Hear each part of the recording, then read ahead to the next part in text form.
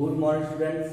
Class 9th में आज फिर से आपके सामने एक नया टॉपिक है और शायद ये टॉपिक जो है पहले लेसन का अंतिम टॉपिक भी होगा। ठीक, फिर उसके बाद से कल से हम लेसन 2 के टॉपिक पढ़ाना शुरू करेंगे।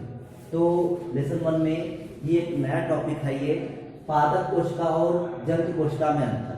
तो मोस्ट इंपॉर्टेंट, पादप कोशिका और जंतु कोशिका में अंतर, difference between animal and plant cell.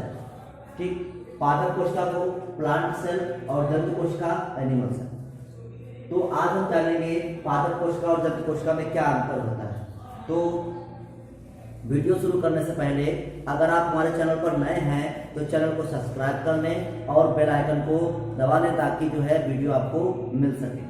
तो चलिए आइए शुरू करते हैं पादप कोशिका और जंतु कोशिका में अंतर। देखिए, एक आप लोगों ने देखा होगा कि एक पौधा होता है, प्लांट होता है, और एक जंतु होता है। जैसे मान लीजिए हम लोग भी एक उच्च कोटि के जंतु हैं। तो पौधा होता है और जंतु होता है। तो पौधा और जंतु दोनों में अंतर क्या होता है? कभी आपने देखा है? जैसे मान लीजिए आपको कोई चीज मिल जाए तो आप कैसे ये डिसाइड करेंगे कि वो पौधा ही है या जंतु ही है? आप कैसे जानेंगे? तो हम अगर इन अंतरों को जानते हैं, अगर हम इन अंतरों को जानेंगे तो हम किसी भी चीज को समझ सकते हैं कि हमें जो चीज मिली है, जो चीज हमने खोजी है, वो चीज एक पौधा है या फिर जंतु है। तो हमें उसके लिए अंतर का मालूम होना बहुत ही जरूरी है। और ये आपके सिलेबस में, परीक्षा में बहुत पूछा भी जाता है, परीक्षा में आता है। ठीक, तो सबसे पहले प्लांट सेल और एनिमल सेल अर्थात पादप कोशिका और जंतु कोशिका में अंतर। तो पहला अंतर क्या करता है कि इनमें सेलुलोज की बनी कोशिका भित्ति होती है। और इनमें पादप कोशिका में सेलुलोज की बनी कोशिका भित्ति होती है। दूसरा, इनमें कोशिका भित्ति नहीं होती है। मोस्ट इंपॉर्टेंट, सबसे ज्यादा इंपॉर्टेंट अगर कोई पॉइंट है तो कोशिका भित्ति। क्योंकि जब आप किसी चीज को पाएंगे या किसी चीज को खोजेंगे तो सबसे पहले आप उसकी सेल वाल, मतलब जो कोशिका भित्ति होगी, सेल वाल होगी, तो सबसे पहले आप सेल वाल ही देखेंगे। ठीक, तो अगर किसी में सेल वाल है अर्थात कोशिका भित्ति है और वो भी काहे की बनी? सेलुलोज की बनी। काहे की बनी? सेलुलोज की बनी। अगर कोशिका भित्ति है तो क्या चीज होगी? वो फिर वो प्लांट कोशिका होगी। अगर कोई में सेल वाल नहीं है तो वो क्या कहलाएगा? जंतु कोशिका कहलाएगा या जंतु कहलाएगा। ठीक, तो दूसरा प्रश्न पूछा जाता है इसी पॉइंट से कि पादप कोशिका की कोशिका भित्ति काहे की बनी होती है? तो हम क्या बताएंगे? क्या बताएंगे? सेलुलोज की बनी होती है। जो पादप की कोशिका भित्ति होती है काहे की बनी होती है? सेलुलोज की बनी होती है। ठीक, तो पहला पॉइंट हो गया। फिर दूसरा पॉइंट होता है कि जैसा हम लोग देखते हैं प्लांट जो होगा तो उसमें जो मोस्टली प्लांट होते हैं, ठीक, मुख्यतः जो प्लांट होते हैं, ठीक, तो उनमें हरित लवक पाए जाते हैं। हरित लवक पाए जाते हैं। वैसे कुछ प्लांट्स ऐसे होते हैं जिसमें हरित लवक नहीं पाए जाते हैं, फिर भी उनको प्लांट की श्रेणी में रखा गया है। फिर हम यहाँ पर अंतर देख लेते हैं, क्योंकि नॉर्मल चीजें हमें क्लास 9 में नॉर्मल चीजें ही पढ़नी है। तो हम सीधा सीधा कहेंगे कि जो पादप कोशिका होती हैं उनमें हरित लवक अर्थात क्लोरोप्लास्ट, मैंने आपको पिछले वीडियोज में पढ़ाए हैं कि हरित लवक क्या होता है।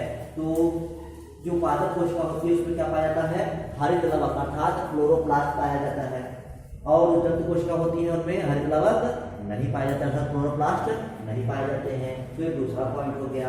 फिर तीसरा पॉइंट क्या कहता है? ये भी मैंने आपको पढ़ाया है, सेंट्रोसोम भी बताया है और सेंट्रियोल्स भी बताया है। दोनों वीडियोज में, पिछले वीडियोज में मैंने आपको बता दिए हैं। तो तीसरा पॉइंट यही कहता है कि जो पादप कोशिका होती है उसमें सेंट्रोसोम व सेंट्रियोल्स नहीं होते हैं। क्या नहीं होते हैं? सेंट्रोसोम व सेंट्रियोल्स नहीं होते हैं। ठीक, अगर आप हमारे पिछले वीडियो देखेंगे तो आप उसमें जान जाएंगे कि सेंट्रोसोम या सेंट्रियोल्स होता क्या है।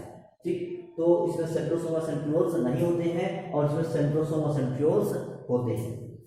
अगला आता है पादप कोशिका में इनमें गाल्जी काय कम विकसित, जो गाल्जी कॉम्प्लेक्स होते हैं वो कम विकसित होते हैं। और आपको बता दें जो इसमें पादप कोशिका में जो गाल्जी कॉम्प्लेक्स टाइप के होते हैं वो तिरछा होते हैं। कैसे होते हैं? तिरछा होते हैं। तो सबसे पहली बात तो इसमें गाल्जी काय कम विकसित होते हैं। और पौधों में गाल्जी काय को गाल्जी काय नहीं कहते हैं, क्या कहते हैं?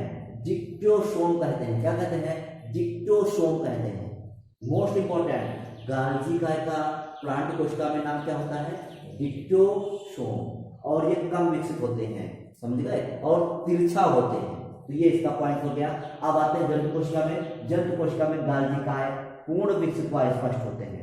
ठीक, ये तो आप समझते हैं। गाल्जिकाएं भी मैंने आपको बताया पिछले वीडियोस में बताया है, तो आप उसको पढ़ेंगे तो आप समझ सकेंगे उससे।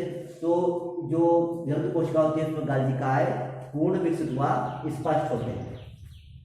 अब अगला पॉइंट आता है कि कवक के अलावा, मतलब जो कवक होता है, अगर कवक को छोड़ दिया जाए, ठीक, तो जो कवक छोड़ दिया जाए तो कवक के अतिरिक्त सभी पादप कोशिकाओं में जो भोजन होता है वो किस रूप में संचित होता है? मंड के रूप में भोजन संचित होता है। बहुत ही इंपॉर्टेंट है, ये बहुत पूछा है कि पादप कोशिकाओं में भोजन किस रूप में संचित होता है, तो हम क्या बताएंगे? मंड के रूप में संचित होता है।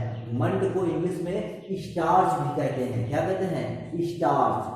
क्या कहते हैं? स्टार्च। तो ध्यान रखना, अगर मंड नहीं लिखा होगा तो इसकी जगह पर क्या लिखा होगा? स्टार्च लिखा होगा, STARCH।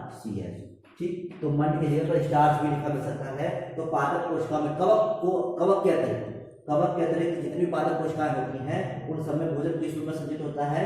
मंड या स्टार्च के रूप में संचित होता है। ठीक, ये पहला हो गया, इसका पॉइंट हो गया। अब आते हैं जंतु कोशिका में। तो जंतु कोशिका में क्या होगा कि इनमें संचित भोजन ग्लाइकोजन के रूप में संचित होता है। तो जो जंतु होते हैं, जैसे हम लोग हैं या और भी जंतु होते हैं, तो उनमें भोजन किस रूप में संचित होता है? ग्लाइकोजन के रूप में संचित होता है। वैसे हम लोग ग्लूकोज खाते हैं, क्या खाते हैं? ग्लूकोज या कार्बोहाइड्रेट खाते हैं। वही ग्लूकोज या कार्बोहाइड्रेट हमारे शरीर में पच जाता है, और पचने के बाद उसको जो कोशिकाएं होती हैं तो इसको यकृत में काहे के रूप में? ग्लाइकोजन के रूप में संचित कर दिया जाता है। तो वही अगला पॉइंट हो गया कि जो जंतु कोशिकाएं होती हैं उनमें संचित भोजन ग्लाइकोजन के रूप में होता है। तो ये अंतर बहुत ही ज़्यादा, जो डिफरेंसेस हैं ये बहुत ज़्यादा इंपॉर्टेंट हैं।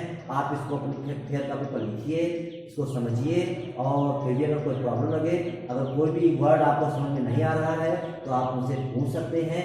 कमेंट करिए, पूछिए उसमें। और आज के लिए बस इतना ही।